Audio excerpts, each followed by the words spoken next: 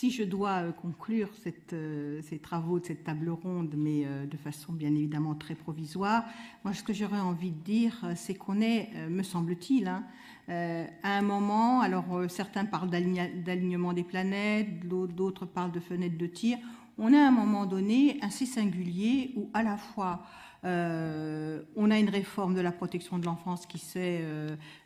très clairement repositionnée sur les besoins fondamentaux de l'enfant et sur les droits fondamentaux de l'enfant dans le cadre de la loi du 14 mars 2016, où on a remis l'enfant au cœur de la protection de l'enfance, et là, pour une fois, le législateur s'est autorisé à catégoriser, c'est-à-dire, et donc à nommer, à caractériser plutôt et à nommer, en disant que la protection de l'enfant, c'est avant tout le respect des besoins fondamentaux de l'enfant en termes de développement. Et dès qu'on pose les questions comme ça, bien évidemment, enfin dès qu'on pose la mission comme ça, bien évidemment la question des bébés secoués et des troubles au développement de l'enfant, et je ne reviendrai pas sur tout ce qui a été dit préalablement, eh bien, fait que cette question du bébé secoué devient absolument fondamentale quand on réfléchit en ces termes à la protection de l'enfance. Donc, j'ai envie de synthétiser ce qui s'est dit autour de... Et nos collègues épidémiologues ont bien attiré notre attention, et ça va être un des enjeux à la fois pour lutter contre le déni, à la fois pour lutter contre la sidération, mais aussi pour construire des partenariats. Il va falloir qu'on dise combien de morts, combien d'enfants qui deviennent handicapés, parce que c'est comme ça qu'on va réussir à faire prioriser des politiques publiques. Donc l'enjeu de la caractérisation par les chiffres est un enjeu fondamental à la fois de visibilité et à la fois de portage politique. Donc au sein du CNPE, comme vous le disiez, on a commencé à construire des chiffres, enfin non pas commencé, on a commencé à récolter, puisque ce n'est pas le CNPE qui construit, c'est vous qui construisez les chiffres, à récolter des chiffres qui nous semblent signifiants pour qu'en attendant que tout soit complètement parfait, on sera sur des imperfections, mais on puisse dire au moins, par exemple, combien d'enquêtes de police et de gendarmerie sont ouvertes suite à des décès d'enfants maltraités. Déjà, et ça, donc voilà, on va construire une représentation collective en termes de données chiffrées du phénomène de maltraitance, donc aussi du phénomène de bébés secoués. Donc la question de la visibilité me semble extrêmement importante. Plusieurs d'entre vous l'ont dit, comme on construit ensemble une clinique de la violence, et notamment une clinique de la maltraitance à enfants. Et là, ça veut dire en effet avoir le courage, là aussi, de caractériser. Et lorsque le collègue de la police lit le signalement et lit la conclusion, où on a enfin une conclusion extrêmement claire, eh bien, c'est quelque chose qui renvoie à la caractérisation du danger sur toute la chaîne. Quand le médecin de PMI reçoit un enfant en consultation, comment il caractérise ou pas,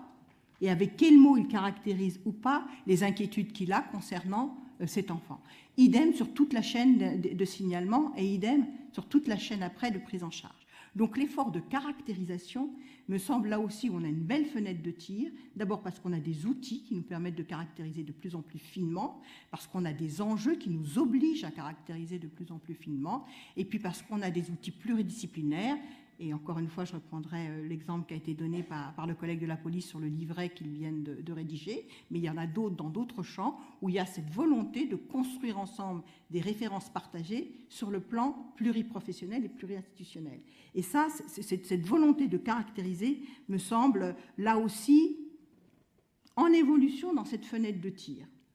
Ce que je voudrais également dire, c'est que nous avons des outils. Alors, je suis d'accord, bien évidemment, ils ne sont jamais suffisants et on aimerait qu'il y ait des portages politiques plus poussés, mais nous avons des outils. Nous avons les outils du plan de lutte contre les violences faites aux enfants. Je ne reviendrai pas sur toutes les mesures qui sont dedans, mais qui renvoient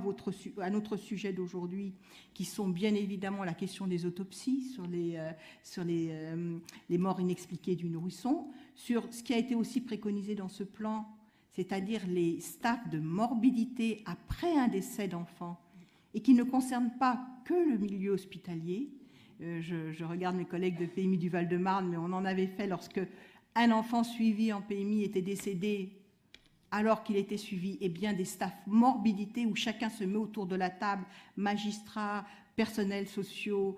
personnels médicaux, et on revoit tout ce qu'on a fait, et donc qu'est-ce qu'on a loupé, et ça c'est prévu dans le plan de lutte contre les violences. hein. Et je ne reviendrai pas bien évidemment sur les transformations, les messages de prévention dans le carnet de santé et dans l'accompagnement périnatal. Donc, on a cet outil-là, on a l'outil je dirais, de concertation qui est le Conseil national de protection de l'enfance,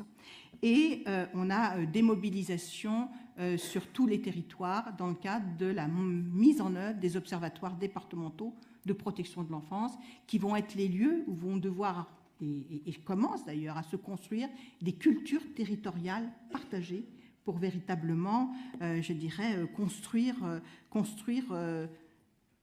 cette montée des marches en matière de politique de protection de l'enfance.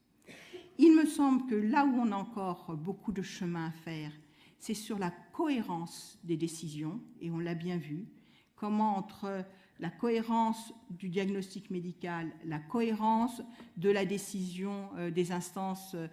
sociales et médico-sociales du département, la cohérence de la décision judiciaire, voire la cohérence de la décision pénale, comment on arrive à construire une politique qui soit cohérente dans les décisions qui vont concerner les enfants. Et ça, je crois qu'on a encore ce travail-là à faire, de rendre cohérente et visible cette cohérence. Enfin, ce que je voudrais dire aussi, toujours dans cette même fenêtre de tir, et on a bien vu sur les mois que cause actuellement la décision judiciaire concernant cette fillette de 11 ans qui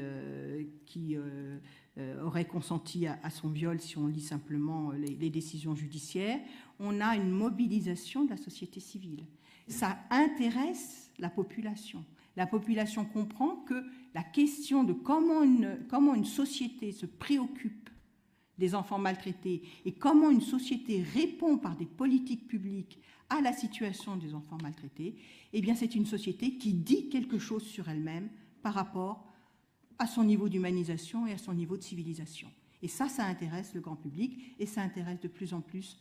toutes les personnes de notre population. Et donc ça construit aussi un climat où on va pouvoir commencer à travailler de façon efficace sur tout ce que vous avez travaillé aujourd'hui. Merci.